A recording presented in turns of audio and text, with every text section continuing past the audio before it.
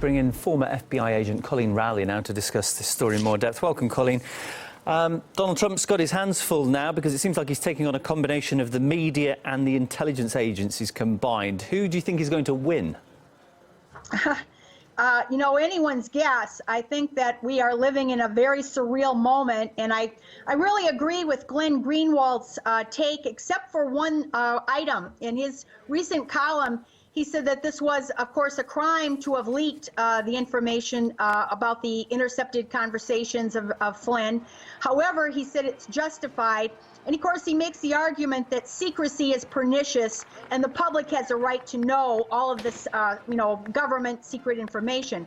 I agree with that part, and I certainly agree with all of the, the prior hypocrisy that you have just exposed here, where it's surreal to have called for the death and the prosecutions of Manning and Snowden and Julian Assange and many other whistleblowers.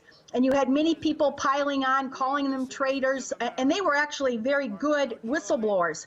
And now, when you have other leaks, they're the same people that thought they were traitors are saying that they are, heroes for giving out this information. Here's what I disagree with Glenn Greenwald. He says the motivation doesn't matter. And I think actually the motivation of the person disclosing the information greatly matters. It is actually what distinguishes a whistleblower from a leaker, and even from someone like a Scooter Libby who is planting false information. And these things all get blurred together.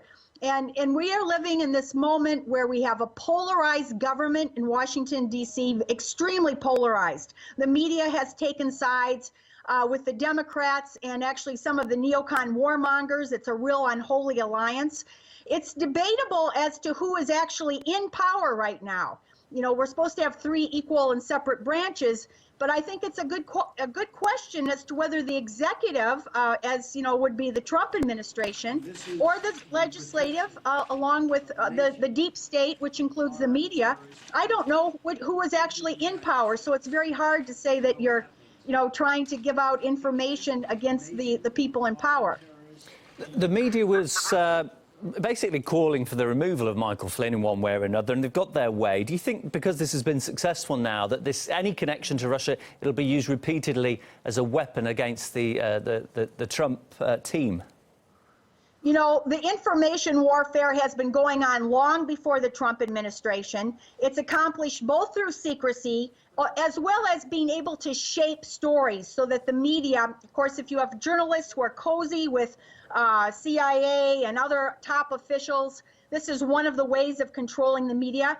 The most pernicious aspect is that this is now actually an information warfare, which I think is actually now, geared towards increasing more wars and launching more wars.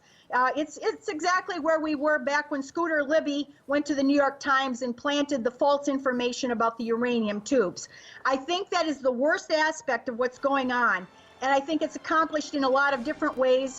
We need to reduce secrecy, but we also need to understand where we need to be able to weigh and analyze the real truthful evidence that's out there. Right now we have leaks, but we still haven't seen any documents. So the public still really doesn't know the full truth of this.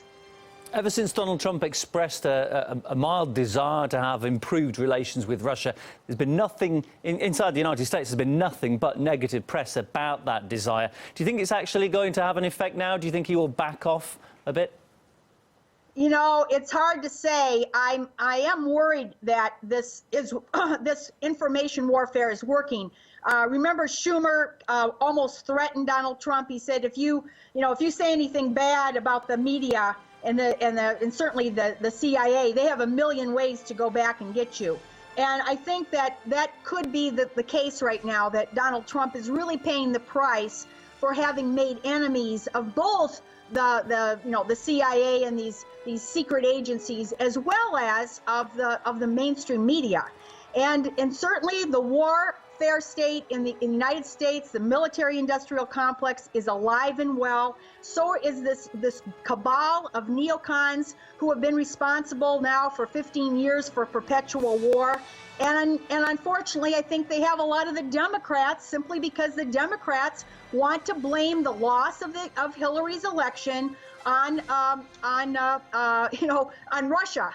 And so I think that is an unholy alliance that we have going on right now. I wish there would be more honest people, realists, foreign policy realists that would weigh in now and actually, you know what we really need? Real whistleblowers. We don't need planting false information.